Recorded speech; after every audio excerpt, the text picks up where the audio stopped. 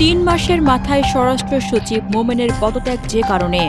জানা গেছে, ডক্টর মোমেন গত 18 আগস্ট স্বরাষ্ট্র মন্ত্রণালয়ের জননিরাপত্তা বিভাগের সিনিয়র সচিব পদে চুক্তিভিত্তিক নিয়োগ পান।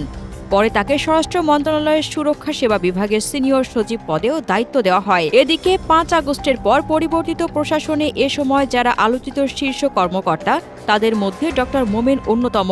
তাকে খুঁজে এনে জননিরাপত্তা বিভাগের দায়িত্ব দেওয়া হয়। তার সঙ্গে আরও যাদের খুঁজে এনে গুরুত্বপূর্ণ পদে বসানো হয়েছে, তাদের মধ্যে রয়েছেন মন্ত্রিপরিষদ সচিব ডক্টর শেখ আব্দুর রশিদ, প্রধান উপদেষ্টার মুখ্য সচিব এম সিরাজ উদ্দিন মিয়া, জনপ্রশাসন মন্ত্রণালয়ের সিনিয়র সচিব মোহাম্মদ মোখলেসুর রহমান প্রমুখ।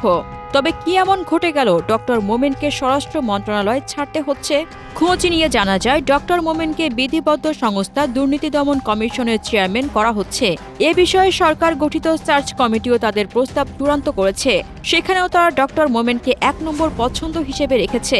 কিন্তু কমিশনের চেয়ারম্যান পদে নিয়োগ পেতে হলে তাকে অবসরপ্রাপ্ত সরকারি চাকরিজীবী হতে হবে। সরকারের বিভিন্ন সেক্টরে তার কমপক্ষে 20 বছরের অভিজ্ঞতা থাকতে হবে। চেয়ারম্যান পদে নিয়োগ পেলে ডক্টর মোমেন অ্যাপিলেট ডিভিশনের বিচারপতির পদমর্যাদা ভোগ করবেন। তবে এই পদে সার্চ কমিটির অন্যতম পছন্দ ছিলেন সাবেক সচিব AKM আব্দুল আওয়াল মজুমদার। কিন্তু শেষ পর্যন্ত তা সরে ডক্টর মোমেনের দিকে চলে যায়। কারণ হিসেবে জানা গেছে, আব্দুল আওয়াল মজুমদারকে অন্য কোনো গুরুত্বপূর্ণ পদে বসানো হতে পারে। গত রোববার হাইকোর্টে দুদক চেয়ারম্যান ও কমিশনার নিয়োগের জন্য গঠিত সার্চ কমিটি তাদের সুপারিশ চূড়ান্ত করেছে। কমিটির চেয়ারম্যান ও 2 জন কমিশনার পদের জন্য মোট 6 জনের নাম প্রস্তাব করে গতকাল তা প্রধান উপদেষ্টার কাছে পাঠিয়েছে।